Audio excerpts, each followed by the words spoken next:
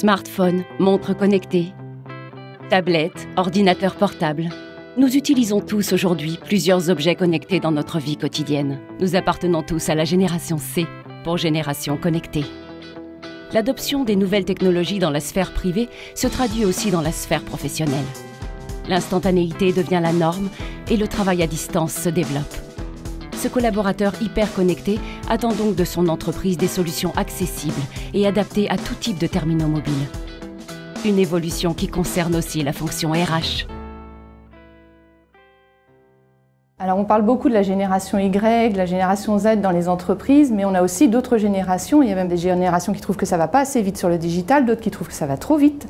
Et un des enjeux de la RH, c'est de faire cohabiter ces générations entre elles. On s'aperçoit qu'en fait, si on impose de l'intérieur aux collaborateurs de disposer de cette information le concernant, il va y avoir une certaine réticence parce qu'ils se demandent pourquoi on va les exploiter.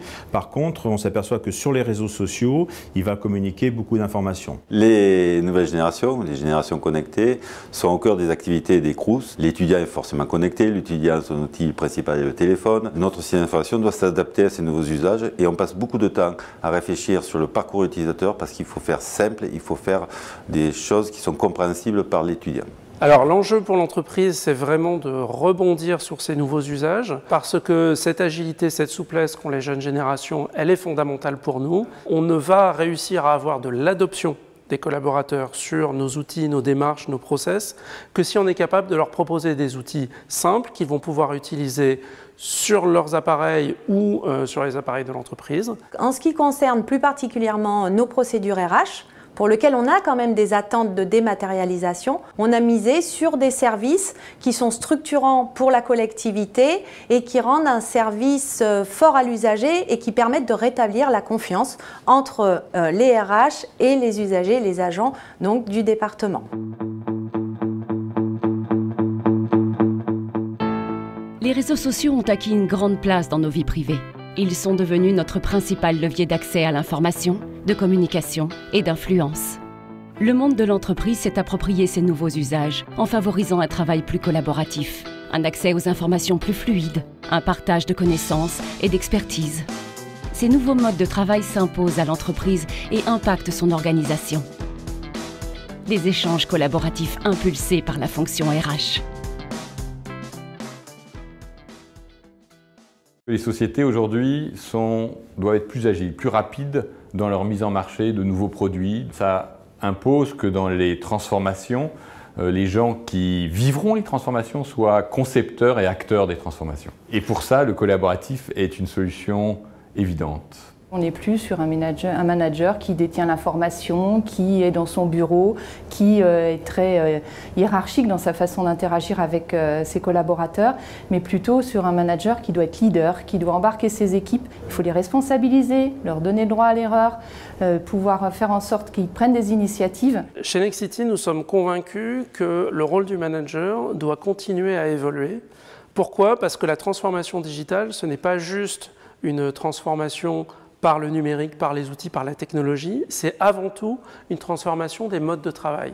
Aller vers plus d'agilité, vers plus de collaboration, vers de l'entraide. Les nouveaux modes de travail plus collaboratifs au sein des CROUS, c'est la mise en place d'un intranet qui s'ouvre vers les réseaux sociaux d'entreprise. Mais c'est pas simple, il faut apprendre à libérer la parole, apprendre à gérer cette liberté de parole du salarié. Le digital va permettre de faire évoluer considérablement de certains modes de travail, dont le télétravail.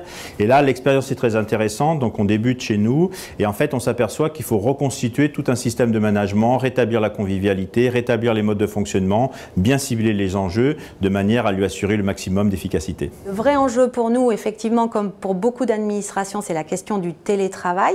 Technologiquement, nous sommes prêts, les agents peuvent accéder à leur environnement de travail à l'extérieur de l'institution. Le vrai enjeu, c'est de travailler en dehors de nos murs, en inter-administration et de réfléchir ce sujet sur un périmètre géographique en ce qui nous concerne, l'Île-de-France.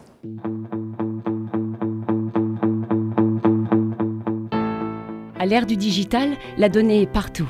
C'est aussi vrai pour les données professionnelles. Sur le web, l'open data, l'intranet ou le réseau social de l'entreprise, chacun dévoile son parcours, ses compétences, ses coordonnées, ses talents. Pour la fonction RH, l'enjeu devient la maîtrise et la fiabilité de ces nouvelles sources d'information. Il s'agit de mettre en place une nouvelle gouvernance des données afin d'accéder à un champ de connaissances élargi. Un nouvel enjeu qui s'impose dans toutes les organisations. À l'heure actuelle, on dispose de plus en plus de données. La difficulté, c'est qu'elles soient pertinentes et fiables. Il faut bien s'assurer qu'à la fois, elle va pouvoir apporter des idées novatrices, elle va pouvoir rassurer aussi sur certains modes de fonctionnement pour apporter sa pleine efficacité. Notre préoccupation concernant la gouvernance des données, c'est d'éviter le shadow IT. On n'a pas une réponse technologique, on apporte une réponse en termes de posture de la direction des systèmes d'information. Notre idée, c'est d'être proactif, d'apporter des solutions aux directions métiers avant même qu'elles les aient imaginées.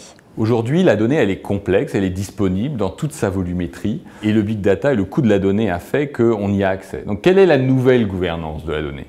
Elle repose, à mon avis, sur des nouveaux principes qui sont autour de sa disponibilité, de sa transparence quant à l'usage, de sa réciprocité et de la garantie d'une bonne intention autour de son usage. Condition clé pour chaque employé de donner cette donnée à l'employeur et de recevoir. La gouvernance des données, selon mon expérience de responsable du numérique, passe par l'ouverture des systèmes d'information, ouverture aux autres outils, avec une mise sous contrôle de l'information par l'individu lui-même. Donc c'est l'individu qui contrôle les données personnelles qui lui appartiennent. Aujourd'hui, à l'ère de la banalisation de la digitalisation, il est difficile pour nous à la fois d'accompagner nos collaborateurs pour libérer les usages et les cadrer en même temps sur la sécurité des données et sur la sécurité de leurs pratiques.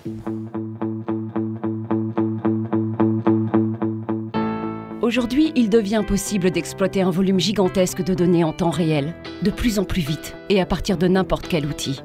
L'analytique RH permet de comprendre les situations, d'éclairer les décisions stratégiques, de piloter les politiques RH, de prévenir les risques et d'anticiper les actions. Il s'agit d'extraire l'intelligence de tous ces gisements de données et de la mettre au service de l'action. Une opportunité à saisir pour la fonction RH.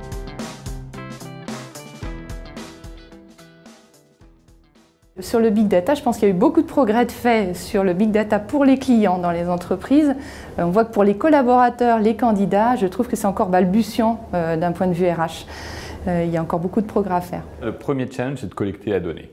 Et collecter la donnée de manière massive, avec une relation de confiance avec les différentes personnes pour qu'ils vous la donnent et qu'ils vous donnent la donnée la plus honnête. Le deuxième challenge, c'est dans l'interprétation de cette donnée. Et donc être capable d'avoir les algorithmes et les moteurs d'interprétation et d'analyse de la donnée qui apportent une vue, à mon avis, transparente à l'employeur et à l'employé de ce qu'elle dit. Il y a deux types de besoins. Il y a l'information qui va nous permettre d'innover, qui va nous permettre de sortir des schémas habituels et qui est importante. On le voit par exemple en recrutement où on cherche la diversité.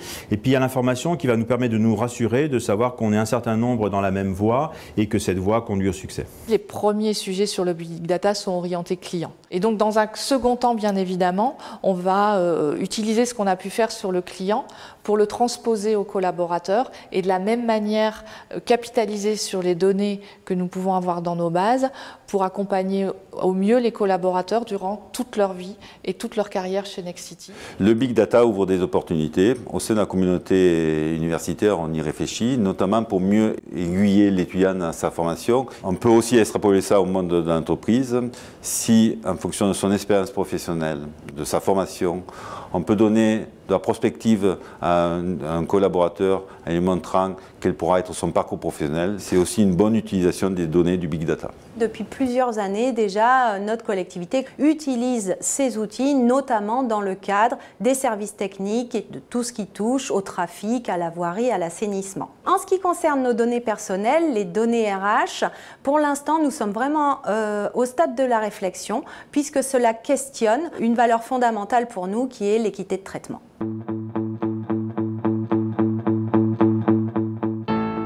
Les RH s'inspirent désormais du marketing client.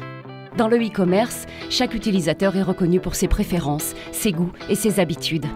Pour les RH, il s'agit de repenser l'expérience collaborateur où chacun serait considéré de la manière la plus individualisée possible, dans le respect de ses préférences. Il s'agit pour la fonction RH de considérer le collaborateur avec autant d'attention qu'un client afin de développer son engagement. Une expérience collaborateur à placer au cœur des RH. La user experience, c'est le fondement de toute transformation digitale. Quand vous voyez Uber, Blablacar, Airbnb, ils ont réussi quand ils ont fait un changement majeur sur le vécu de l'utilisateur dans son expérience. Je crois que les salariés, ils ont énormément besoin de reconnaissance. Donc il y a beaucoup d'analogies avec ce qu'on retrouve au niveau des clients. En fait, il faut individualiser la réponse aux salariés et donc de se servir des outils et qu'on trouve à l'heure actuelle dans la distribution ou autre, on va individualiser les offres, individualiser ce que attend le salarié pour qu'il se sente de plus en plus reconnu.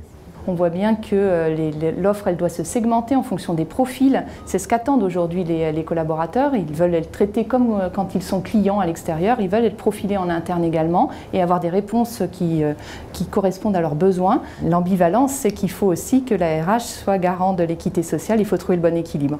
Aujourd'hui, que ce soit en tant que client ou en tant qu'employé, plus personne ne se satisfait d'une solution standard. On a besoin d'une réponse personnalisée. De la même façon que pour nos clients, nous utilisons un CRM pour connaître leurs besoins et leur apporter une réponse personnalisée, nous devons progresser dans la connaissance de nos collaborateurs pour pouvoir leur apporter le service, la solution, l'accompagnement dont ils ont besoin au moment où ils en ont besoin.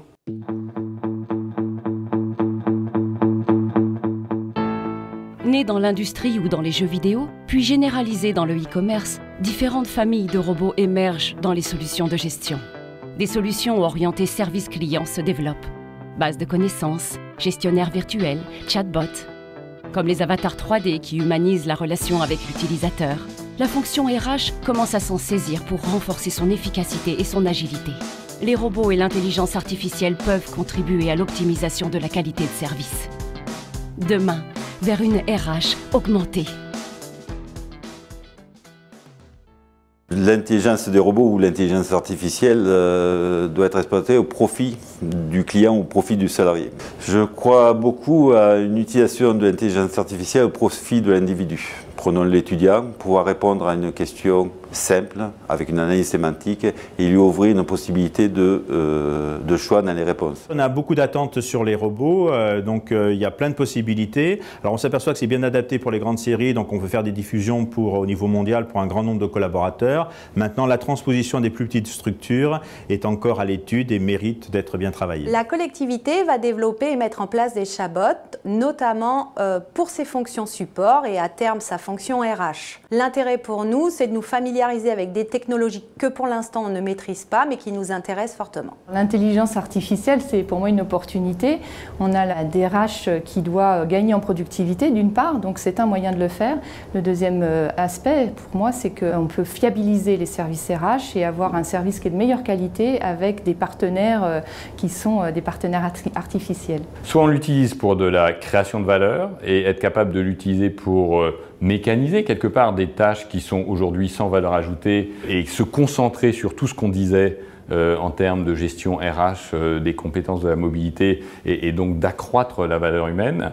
Soit on l'utilise comme un élément de destruction des coûts et on va participer à une situation qui risque d'être difficile pour l'ensemble de la macroéconomie mondiale si on détruit juste la valeur partout.